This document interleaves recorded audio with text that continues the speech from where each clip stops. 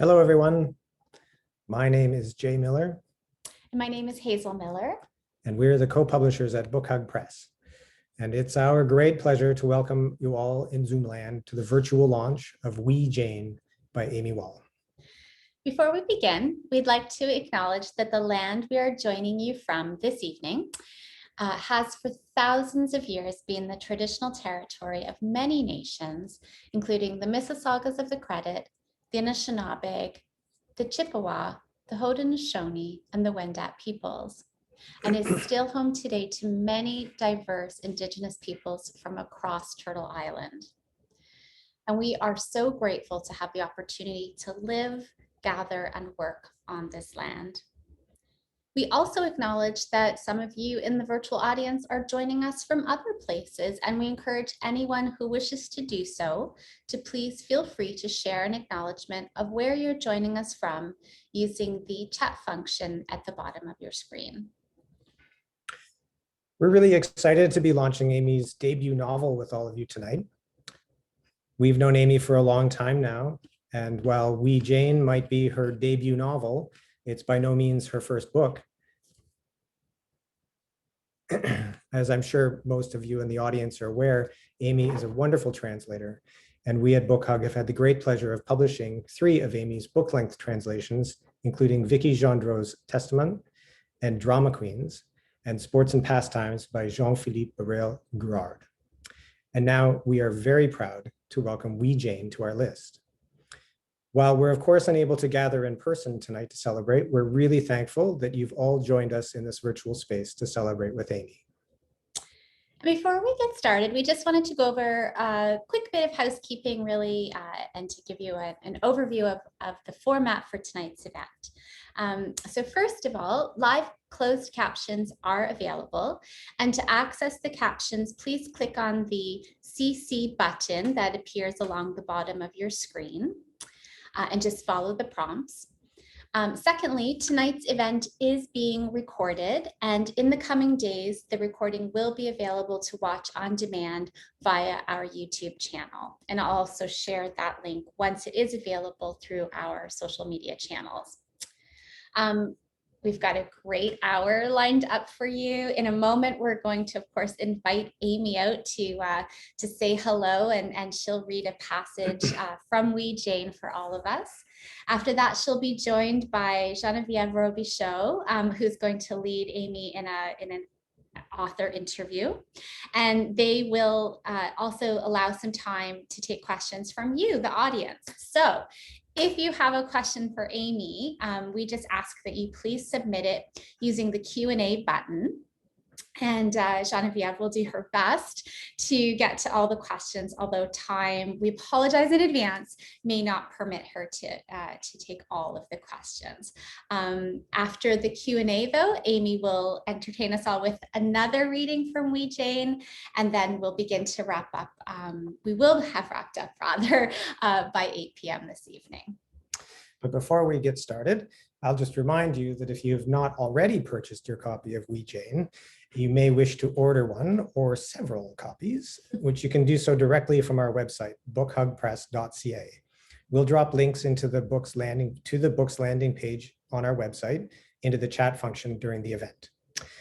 And now on with the show. It is our great pleasure to welcome the person we're all here to vet tonight, Aimee Wall. Over to you, Aimee.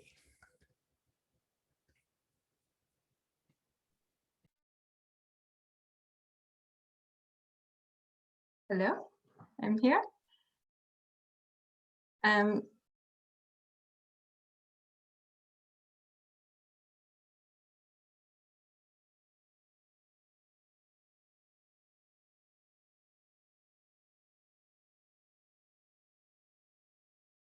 Sorry, technical difficulties. Thank you, Jay. Thank you, Hazel. First, as Hazel mentioned, many of us are joining from different places tonight. So I'd also like to take a moment to acknowledge that I'm joining from my home in Montreal on unceded traditional territory of the Kanien'kehá:ka. I'm really glad that we can all be here together tonight from all these different places. So I'm going to read a short section from the book, but first I just want to say thank you to Jay and Hazel for hosting and organizing this launch, and for all their work to bring this book out into the world. It's been such a pleasure working with them as always.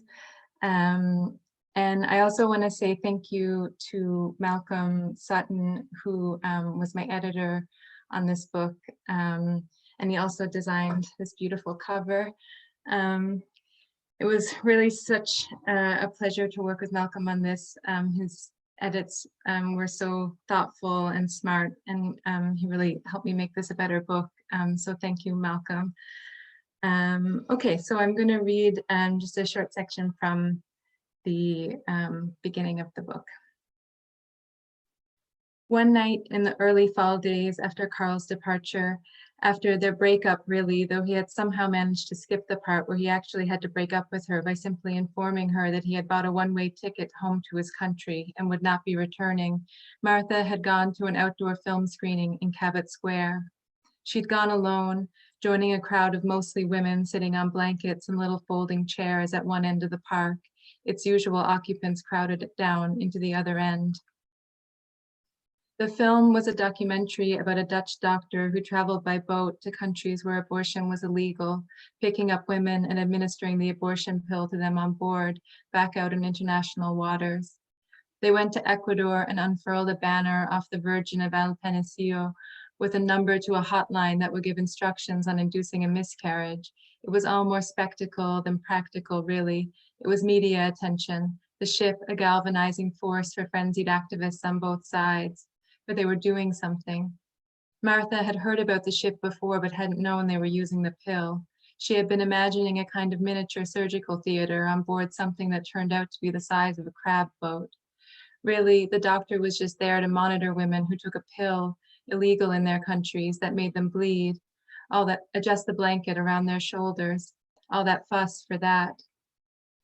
Partway through the film, Martha noticed a man standing just to the side of the screen, facing the wrong way.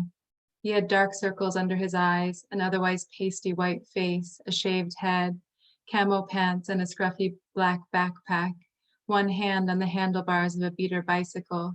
He was surveying the crowd. Martha drew her knees tighter to her chest. The pigeons flustered around his feet, and he was motionless, scowling. She tried to return her attention to the screen, where a mob of similarly twisted white male faces were spitting mad, screaming at the little crab boat as it tried to dock in Poland. But the man remained at his station, just to the left of her peripheral vision. At a crescendo in the film, as the women on board tried to dock the boat, tried to find some way through the angry mass on shore, the man suddenly wrenched the backpack off his back and threw it to the ground, and Martha flinched, ducked her head, but nothing happened. He put one foot on the bag and kept scowling theatrically, and the woman next to Martha thrust her chin in the man's direction and then shook her head, and Martha relaxed slightly, smiled at her, shook her own head at herself. They were in Montreal. It was not likely. When the film ended, a woman got up with a microphone to introduce someone connected with the boat doctor, and the crowd thinned quickly. Those remaining, Martha among them, slid a little closer. There was a dampening Q&A, a lot of fired up audience members wondering how they could join up, as if it were a Navy fleet, and the guest speakers smilingly shrugging that there was no real way to join up or work with this particular group, apart from giving them money and attention. It wasn't a fleet. Martha wished they at least had ambitions of a fleet, something. The crowd stirred and mumbled. It was starting to turn. Martha was itching again. The women felt like she did, maybe. It had been 2 years, but Martha was still angry at the indignity of it all, at the insistence of the physical body. She wanted there to be a fight about it. She wanted to join up, but there was nothing to join. I would be very pleased to welcome Genevieve Robichaud to join me now. Genevieve's research and writings focus ardently on translation, poetry, and theory. With Erin Wunker and Sina Keras, she is the co-editor of Avant Desire, a Nicole Brassard reader, and is the author of a book on translation poetics forthcoming from McGill Queen's University Press. She's joining us from Sackville, New Brunswick, the traditional unceded territories of the Mi'kmaq and Wolastoqiyik peoples. Thank you, Genevieve, for joining us. Thank you, Aimee, and thanks for that. Well, first of all, thank you for inviting me to be an interlocutor on this such special evening of yours. Congratulations on your first book.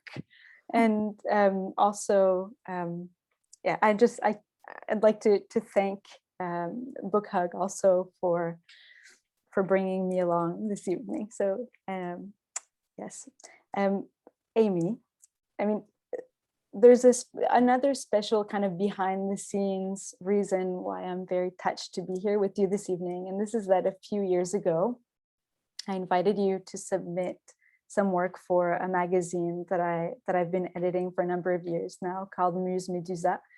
And at that point, you submitted a text, an excerpt from a novel in progress, which I didn't know at the time specifically that you hadn't shown anyone. So this is sort of its first public venture into the world, if you will.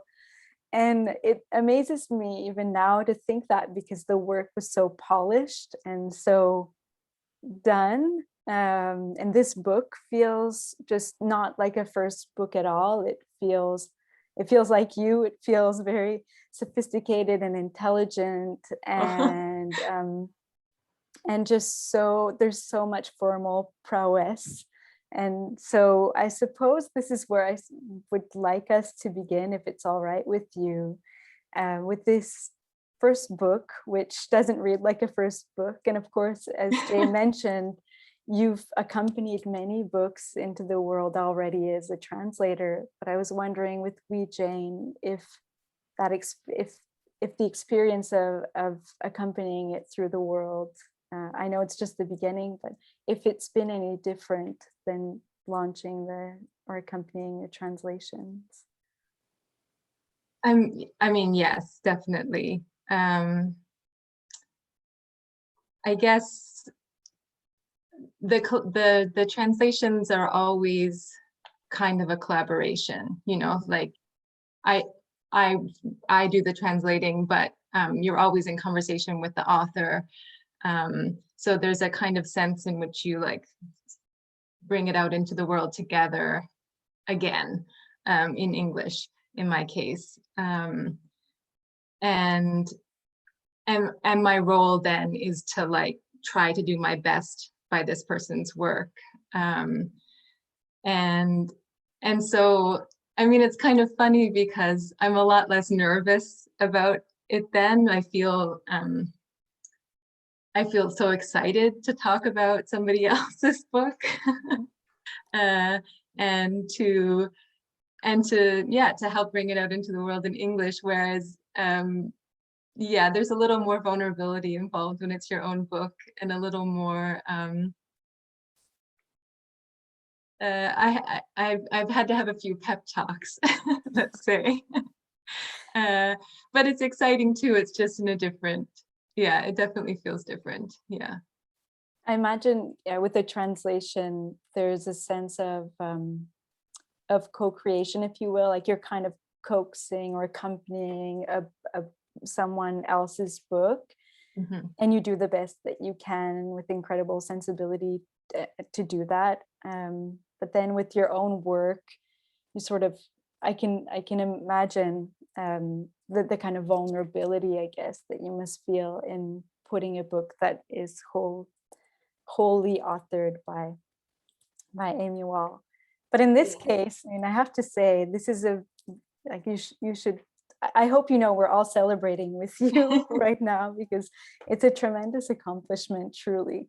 And I'm wondering then, with all of this, I keep looking over because the book is by my side, and I suppose I'm curious to know about your process putting this novel together. So by the acknowledgements, it's clear that a lot of research went into it. And by the quality of the prose, it's evident too that there was I mean, it has the feeling of seamlessness, and the best kind of writing does, in the sense that it feels as though it just, poured out of its author to a certain degree, which I know is not the case. It's hard work writing. So I'm wondering about your process, about the research, about gathering the clay, about doing the hard work of putting a novel together? Yeah, there was definitely, there was kind of a back and forth at the very beginning, wherein I had started to think about this idea because I had heard about the Chicago Jane Collective, and I had read basically whatever I could find about them, which at the time wasn't much. There's a little more out in the world now, but at the time I had like read a couple of articles, and then I tracked down this book. And the like initial idea was kind of germinating then. And I did start to sort of write around it a little bit then. And then very early on, I thought like, no, like I kind of want to do more research. I want to like read a lot more around this, in part because I felt that that would like open up avenues then for where I could go with the story. So yeah, I did like a lot of reading. I read about, I wanted some more context for what they were doing in Chicago in the 60s and 70s. I wanted to know what was going on in Canada at the time. There's a really good biography of Henry Morgenthaler that I read that really like traces his whole like trajet basically, and brings us to the Supreme Court decision in Canada in 1988, but also beyond. And I did go looking for other stories that were sort of Jane-like in that I was curious about, when reading about the Chicago Jane made me wonder like how many other stories are like this, where it's not a back alley mercenary person, it's not like a doctor with a conscience, it's like ordinary people. And I mean, there, for obvious reasons, there really isn't very much, but in a way maybe that was freeing, because at a certain point I did have to cut myself off, because I realized I could research forever and then it would eventually start closing the avenues that I wanted to open, because I would start thinking like, well, is this realistic or does this line up? And I wanted a bit of freedom. The story is obviously like a little bit not larger than life, but I took imaginative freedom. So yeah, so then at that point, like I thought like, okay, I have to actually write this now. And then that took a really long time too, because I still couldn't like find the way in. I tried like 3 different, at first I had this like really complicated idea of writing parts of it in the first person plural, and it was like totally pretentious and really didn't work. Then I tried writing it in the first person, and that didn't really work. I wanted the distance to kind of be able to take the piss out of them a little bit more, frankly. Like I felt like I couldn't maintain a sense of humor in the first person. And then throughout all of this, I'm like writing and rewriting the first 80 pages basically over and over.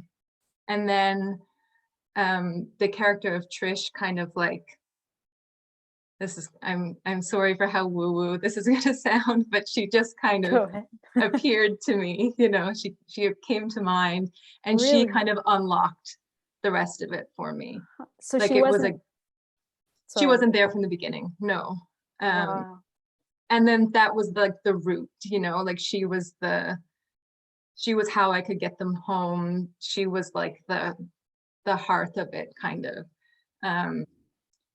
And then the rest of it kind of came, I mean, quickly relatively, I guess. So yeah, it was a long process. Like that initial bout of reading and research is like taking us back to like 2015, 2016. And then like, as you were saying, I submitted that first excerpt to you. And at that point, like I was starting to think maybe it was done. And this is why it's so special to have you here tonight, because that was the first time I had shown anybody any of it. I really kind of Unreal. keep my cards close to my chest for a long time. And you had written me this beautiful email at the time. And I thought like, oh, she really understands exactly what I'm trying to do from these like 15 pages. And then that made me think like, oh, okay, like I think maybe this is done. Like I should stop sitting on it or tinkering with it. You know, that was the point, maybe to like push it out into the world a little bit further. So yeah, that's kind of like the gist of the process, I guess. Wow. I'm amazed that the fact that Trish wasn't there from the beginning. So for you readers who haven't gotten there yet, or who haven't read the novel yet, without saying too much, I don't want to reveal anything, but Trish is a character that is really the real, a kind of buoy, you could say, or like a kind of lighthouse where things are steered by Trish, in terms of, you know, the novel's concern with matriarchal knowledge and these kind of underground abortion services, but also that is where the exodus leads our the protagonist of the novel, who's accompanied by Jane. So I guess it's marvelous to me to know that Trish wasn't there, and then suddenly, even in the writing process, when Trish appeared, everything started to fall into place, just kind of how it does. So not woo-woo at all. It's just a really fun fact. I also want to remind you all who are listening that your questions and comments are more than welcome to be plugged into the Q&A function at the bottom of your screen. So please, if there's something you'd like to ask Aimee, we'll keep an eye on the box, and we'll be happy and excited really to read what you're curious to know about. But in the meantime, I wanted to, I mean, there are many things I want to ask you about. I'm sort of wondering where to go first. I think I'd be interested in talking about stories, because we're sort of on the topic of how the book came together. And there's a fascination in the narrative with storytelling, or at least Mart, the main character, is enthralled by the story of Jane, told by Jane, and with this kind of idea of a revolutionary purpose that they will serve. But there's also an emphasis on stories in the way that Mart metabolizes the world around her. She's both impressionable and impressionistic. She's not really, I wouldn't characterize her as naive, but she's certainly one of those characters that is so fascinated, deeply fascinated with human gesture and the capacity of a gesture to tell a story or to reveal someone's character. And I think too, and I'll pass the mic over to you, because I'm much more interested in knowing what you have to say, but I feel as though Marthe also, in her keen observations, that parts of the world, there's kind of a desire almost for parts of the world to rub off, as though on her, or rub off. She's a collector of stories and of observations. And I'm not saying that that constitutes who she is, but certainly I feel that as a reader, we sort of get a sense of Mart, but in a negative sense, in the negative, like in the sculptural sense, like as a mold. But I don't want to make it sound as though she's vacuous or naive or empty. That's not it. But it's through her observations that I think that we get to know her the most. But anyway, so can you talk to me a little bit about the fascination of Wee Jane with stories, and maybe, you know, Marthe's enthrallment with being part of the tale as it's developing, as it's being made? That's so nice what you just, I think that's so thoughtful what you just said, and really aligns with like how I had been imagining it, that it's not necessarily that she's naive, but there is this impressionable aspect, and it's, you know, when she's surrounded by these other women, she's the youngest one too, you know, and she kind of has this sense that they have all these stories and I don't have any yet. And there is this kind of trying on of elements of the others. Trying on is a good way to describe it. Yeah, and not, you know, quite settling on one direction or another, but having this desire to kind of make a story of her own, but she doesn't, it's almost like she doesn't quite have the, I was going to say guts, but the, you know, she's quite taken with Jane when they first meet in Montreal, because this person is going to kind of lead her. Like she is kind of willing to go along for the ride, I guess. But it's interesting because this is making me think of, I did this little interview earlier this week, and the woman, one of her questions, the woman who had sent me the questions, was about Martha's urge to be like looking for a fleet, which actually I think just came up in the section that I just read, and what that was about, and if it had to do with, like, you know, we don't have a lot of abortion novels, and we don't have, like, there's not a ton of stories, basically. Like, we have a certain narrative that, like, if it does come up in a book or a film, it's usually kind of a similar narrative. There's like a built-in tension because it's illegal, we're in the past, or like maybe we're in like some dystopian near future, but it's about like getting there, basically, and then otherwise we don't have a lot of stories. And it was really making me think about how the other side of Martha's like seeking a story, or in the book, had to do a little bit with like wanting to be part of a story to frame her own experiences, because, like, again, there's not a lot of like models for that. And that's another thing that these women kind of present to her, is models for how that becomes part of a larger story. I'm kind of running off in a different direction with your question, sorry. No, not at all. No, very much on point, I think. But yeah, like it, have you ever seen the Agnès Varda movie, One Sings, the Other Doesn't? No. It's really great, and it was like a big influence on me when I was working on this. It follows these two women. We're in the 70s in France, and they kind of come together when one of them helps the other find an illegal abortion. And then their lives kind of intersect. At another point, the other character has an abortion, but like that's, in neither case, it's the climactic event of the movie or of their lives, and we follow them for like quite a long time after.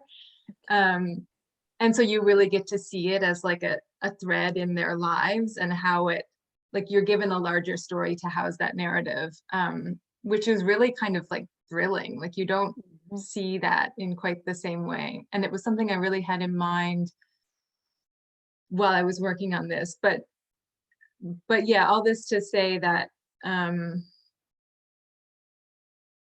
there's, I think, a few elements, a few things at play in that search on Martha's part,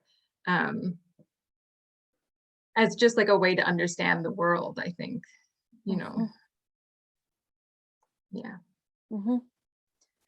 Well, I wonder, like, you're talking about her way of understanding the world, and that makes a lot of sense to me. And in many ways, like, reading just her keen observations, they're almost, some of them are even not aphoristic, but almost like you would, some of the observations, like there's one of them that really stood out to me, where she's in this mansion, cleaning this mansion with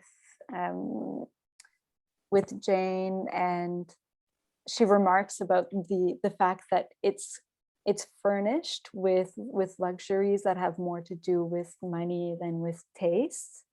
But it's the eloquence of wee Jane. It's just, there's the quality of the observation that's high, and there's also just the quality of the prose of your writing that is just so, wow, it's very mesmerizing. And then with all of this, when I think about what you've just shared with me about Agnès Varda, it makes me think about the cinematic quality of the novel as well, where I just felt the whole time that I was reading it as though I was plunged into a movie, and I didn't want to put it down. It was a true page turner in the most heroic, epic sense. And no, but really, like, I laughed, but it really did keep me, I was transfixed. And part of that too has to do with the fact that it is a very large story, and yet it's small and large at the same time, because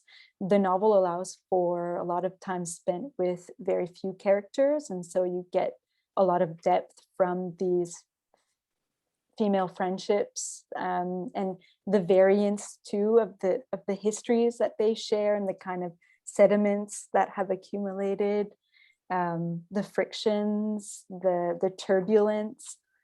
And within all of that, there's also threads about gentrification, like it's not just the relationships, it's also the place.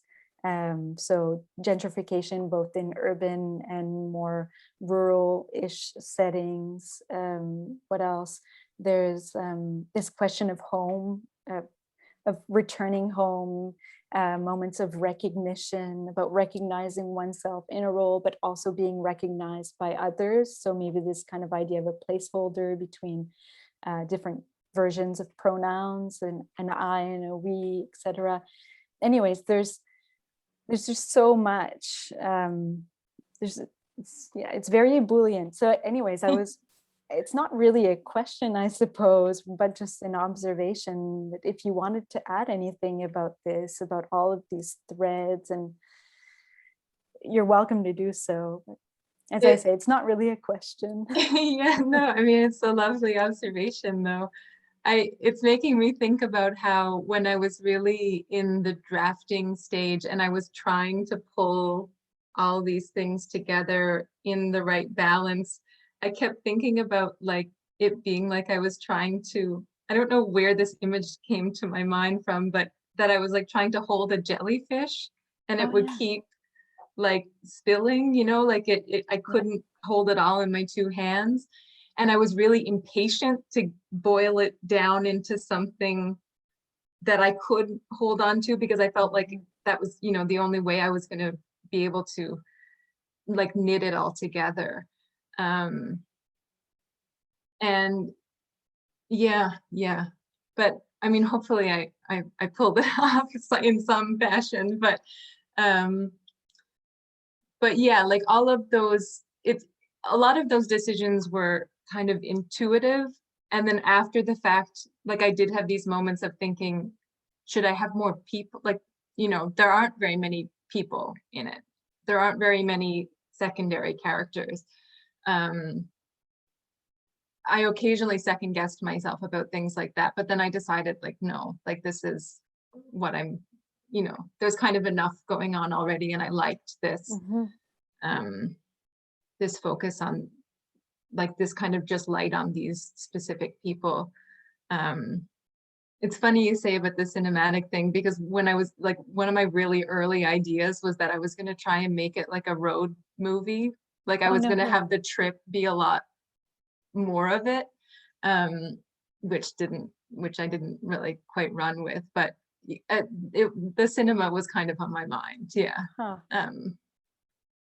Yeah. I'll turn to the Q&A box in just a moment, but I am going to slip in at least one more question. And also it's just so because I wanted to respond to the idea that there aren't a lot of characters in the novel, but really there are a lot of people. There may not be a lot of characters, but there are a lot of people, whether they're flashbacks or whether they're in various scenes. And I think that you do people really well. You write, you write them in ways that's well, I'll give you a concrete example of what I'm thinking of. So oftentimes there's an oral quality. I'm not sure how to describe it, but accents, like the way that people talk really comes through. And that gives an indication of place, whether it's Montreal or whether that's Newfoundland. And I was thinking particularly in the case of Newfoundland, because I'm also thinking about the ways that Acadians are portrayed in literature. And there's this kind of folklorization that can occur when you're trying to convey speech patterns. And so anyways, but your novel doesn't do that. It conveys place through the ways that people's idiosyncrasies, but it doesn't do it in a kind of ethnocentric manner. So I wanted to ask you a little bit about that, and whether something you did consciously, or it just, because Yeah, I mean, there's certainly consciously I'm a bit allergic to hitting too hard on like the folklorizing of it. Also because I can't quite do it with a straight face. Like I can only do that if then I'm going to zoom out and say, but also there's an awareness of this in some people. I mean, it feels very natural to me to write those certain speech patterns in a certain way. I can hear these people really clearly in my head, but I wanted to do it with a lighter touch, but also kind of point out or have it be, in fact, kind of part of the story that, like, for somebody like Martha, like she's both conscious of it, like when she code switches, when she shifts her speech, and sometimes unconscious, sometimes it just happens. But that for somebody in her situation, there's like a level of awareness about it that plays a role in like that in her coming home narrative, when she's kind of, how am I going to fit in? Am I going to do this? Am I going to try to sort of pass in these certain situations? So yeah, like it was important to me to have a bit of that, to have that sound, because it's real too, it's not pretend, but to do it with a certain level of awareness. Anyway, I'll stop talking about that so we can squeeze in okay. So we have one from Clara Dupuis-Morancy who says, Bonjour Geneviève, hi Aimee. Aimee, you mentioned the idea you had to write it all in oui, and we have a glimpse of that experimental writing at the beginning. I was really, the beginning is really awesome, the way that it does that. I was really interested and enthusiastic about it. Can you tell us a little bit about the decision of starting the book with that experimental passage? Is it the remnant of a certain idea of the book at a moment in time? Oh, that's such a good question. Hi, Clara. Very good. Thank you for being here. And that's a great question. Yes, that the opening of the book, for example, is some of the oldest parts of it.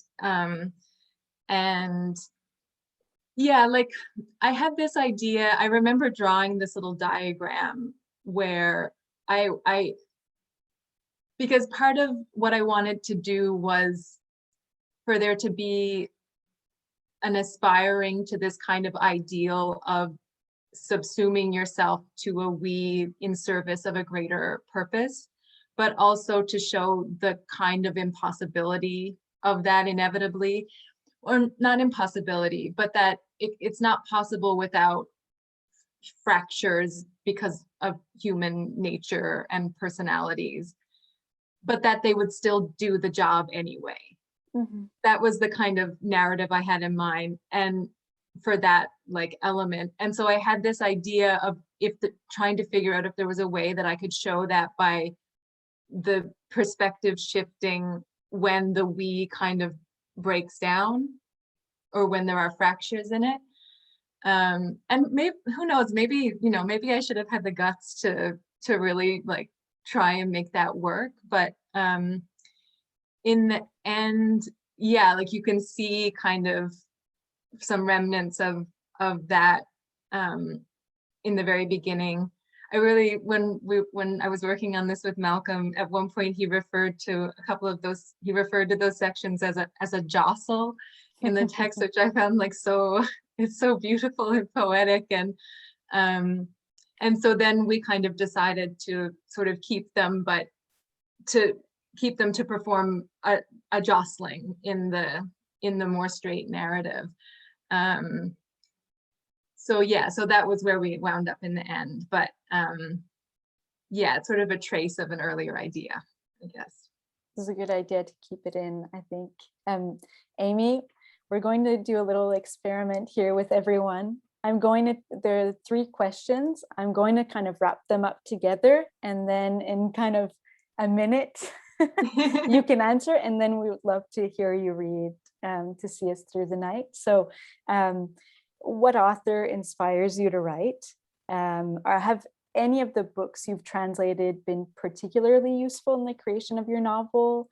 And also, what was the most difficult part of your writing process? So from influences and translation to difficulty in about a minute. So good luck.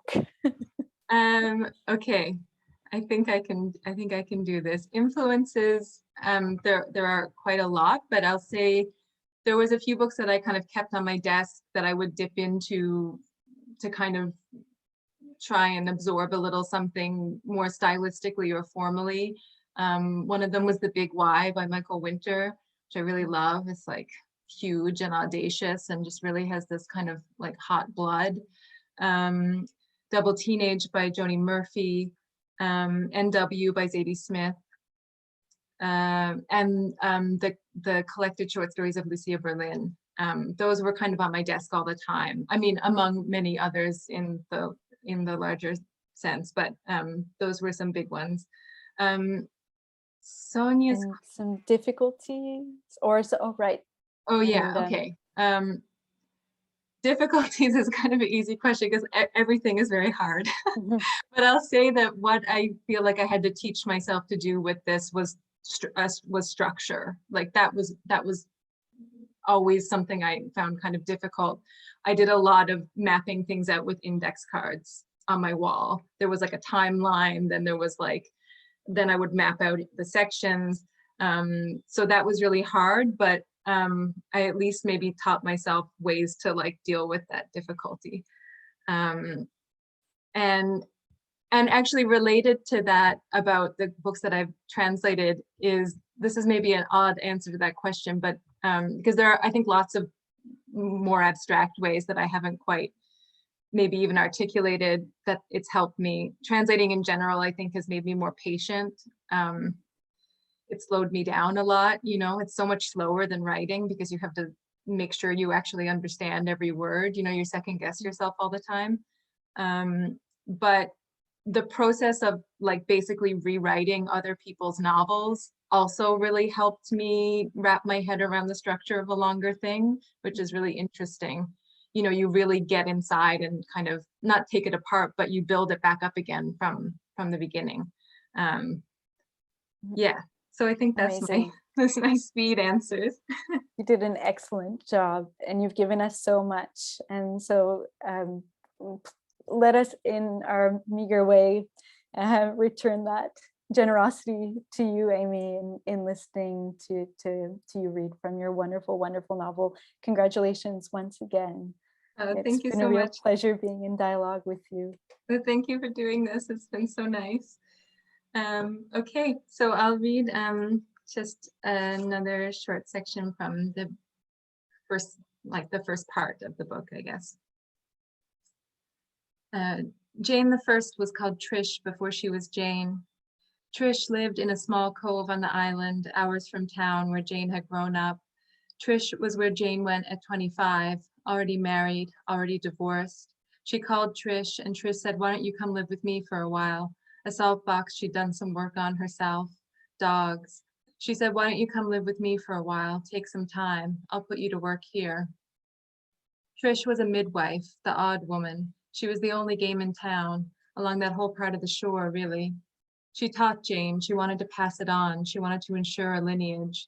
Midwifery had never really come back into vogue in rural Newfoundland, except in a few pockets where there was an established person and the young hippie types overlapped with people who hadn't quite gotten out of the habit.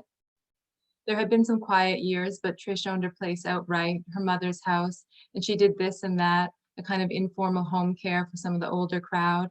And she had her garden and she got by. She managed to make her little life. "What I want to tell you, though," Jane said to Martha, "we would perform the procedure." Martha stared, uncomprehending. "She taught me that too," Jane said. Trish's mother had been the seventh daughter of a seventh daughter. "You know," Jane said, "she had the touch, a healer." Trish, the sixth daughter, who should have been the seventh, but for a sister who died at birth. But Trish stayed on when the others left home. She learned at least the manual skills, to be able to take over from her mother, to continue the work. So she was the midwife and she was the only place you could go. "I guess I just thought they were all so Catholic," Martha said. "Honest to God, though, how does anyone think it wasn't going on, really?" Jane said. So Trish did both, Jane said. At first, Jane had just slept, shell-shocked still. She slept and she went out with the dogs and she used the side door to avoid any women dropping by with the glow on them. Trish was a good midwife. She was tall and strong and sexy in a soft butch way. The women would never have put it that way to themselves back then, of course, but they felt it. They were wary socially. Trish was considered a strange bird. She was not invited to dinner or the baby shower, but they liked being close to her even if they didn't admit it. You could just see it, Jane said. Trish had these hands, an intuition. The women who came for the procedure usually came to the side door too and at odd hours. Trish would make it so they wouldn't have to run into any of her other clients, even though she privately said it wouldn't be such a bad thing to face up to, the bellies rounding where yours will not. She felt they could handle it. She wanted to give them credit. Those women would sometimes sleep over if they could manage it. Jane had thought it was a lover she was hearing creeping to the bathroom at night. In those first weeks, Trish would drink with her once the day's work was done. She was a prodigious, hearty drinker, waking up fresh every morning. She could put it away, Jane said, and never miss a beat the next day. Trish gave Jane a month and then said, "Okay, enough now, time to get up." Even then, Trish was alert to the possibility that all her work would be for naught. It was the mid-'80s. Roe v. Wade had passed in the States. Morgentaler was opening clinics on the mainland and getting raided and arrested on a regular basis. In Newfoundland, you would have to jump through a series of impossible hoops to have a shot at getting in with the one doctor in St. John's, and the one morning a week he'd deign to perform 2 or 3 abortions. But even if Morgentaler was ever going to make his way down, if Newfoundland was to get a clinic, it would still be in town, and not everyone could get into town. And anyway, more structure and rules and regulation than official blessing was never what Trish had been after. She wanted a living matriarchal line of knowledge to be handed down and down and down, over and over and over, to pass down the control but never hand it over. She wanted us to own it, Jane said. Trish was for the long game. There was always going to be someone with no ride into town, no money. Trish never had much truck with the women's groups and the activists. They were in town and up on the mainland. They were not recognizable. They wanted to articulate clear goals, work from within the system. They talked about incremental change. But Trish wanted to burn it all down, Martha said. "I like this," she said, her voice quickening. "No," Jane said. "I did," Jane said. "I would try to rile her up, get her going." But Trish just wanted a side road. She was focused on the there and then, the town, a practical woman, pragmatic, romantic too, though her whole matriarchal tradition thing is totally romantic, of course. Jane's voice, indulgent. "Did she ever get caught?" Martha said. "No, there was no catching about it," Jane said. "She was known. She was the odd woman, you know, that was still back then. She had the herb garden. She had all these salves and charms and tinctures her mother taught her. She was a bit different. Those Bay midwives were always these sturdy, no bullshit ladies. There was no mystical moon goddess shit. And I suppose they knew she was gay, even though no one ever dared say it. They just gave her a wide berth. Jane stayed for 3 years. I feel a little bit in love with her, Martha said, or it's an allure. Were you? Trish was never going to have a wife, Jane said, and she wasn't real into entertaining other people's curiosities. Martha heard footfalls shaking the spiral staircase outside, laughter and loud voices entering Chelsea's place on the 2nd floor, the gentle thrum of a bass speaker. Jane said, what Trish believes and what I believe is important is that we have the knowledge in our hands, that we don't let it pass away from us. She said, God only knows when the next man will get it into his head to start dismantling the system and the laws as they stand now. Or, okay, what about those pills? What if it becomes all about the pills and then one day the pills can't get in? I mean, Jesus, they've got about a week on the island before the fresh food runs out the day the boats can't get in. You think that's not going to get worse? We need to have the skill. We need to have some control of it. Jane's voice was rounding richly now, Jane indulging in great oration, Martha always suddenly remembering once again that Jane had lived in front of a mic for years. What I'm talking about, Jane said, is heirs, apprentices. I'm talking about you having that in your hands now too. I fucked it up back then. I took off. I'll admit it. I can tell a tale on myself. I fucked off, but we can go back now. It's time. We can be Jane. When Jane talked like this, Martha felt she was being given a gift of a kind of permission to make grand statements, to set out on a mission, to talk about inheritance and purpose and not feel sheepish, to shuck off the skeptical irony her outside life was steeped in and let her earnest believe herself out. She would be Jane too. This is what she would do. She didn't press Jane on the vague details, the gaps in the story. She took the story as it was offered. She was eager. She did not cringe. Here was a place to join up. I'll stop there. Thanks, guys, for listening. Oh, it's so nice to see all of these. I haven't been looking at the chat.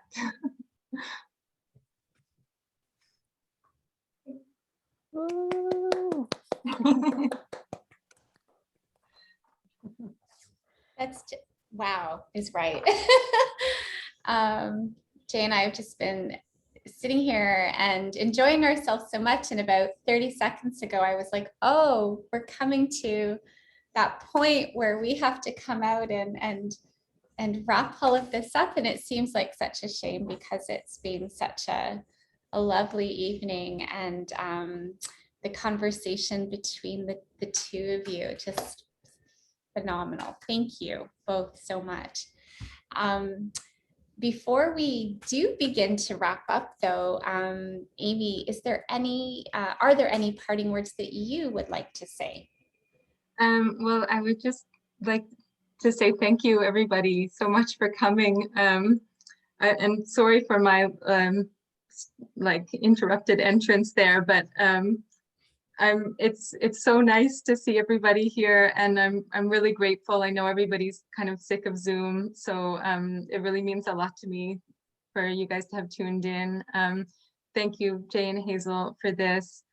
Thank you to Malcolm. I didn't mention it before, but I'm also wanted to say thank you to Shannon Wibbs, who copy edited this book, which I don't think was an easy task for her, considering what I had done. So so thank you to her for that.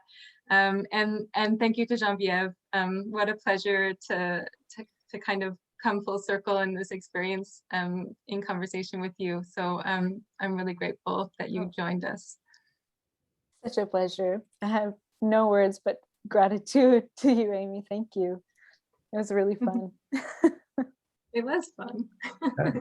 Well, I mean, speaking of thanks, I mean, we want to thank you, Aimee, for trusting us with your words. Yeah, so much. So it's such a, we feel so much pleasure and honor that we've had this amazing opportunity to work with you on the 3 translations in the past, hopefully more in the future, but and now this book. When we first heard from a little bird on the wire, Mr. Malcolm Sutton, that Aimee's novel might be ready soon to share, we just got so excited, and we were just over the moon when you sent it to us. So thank you for sending it our way. Thank you for giving us that opportunity to read it and to acquire it, and now to publish it and share it with readers everywhere. We're just so excited for everyone out there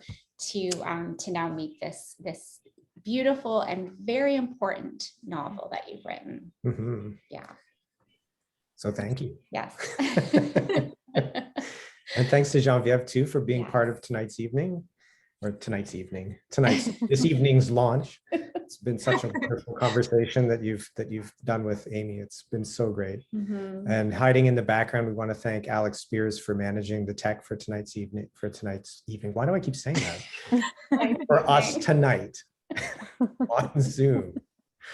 And I would be remiss if we did not also thank our funders who make our publishing program possible: the Canada Council for the Arts, the Ontario Arts Council, Heritage Canada, and Ontario Creates, who make events like this possible and make the books that we publish also possible. So we need to thank them as well. Indeed.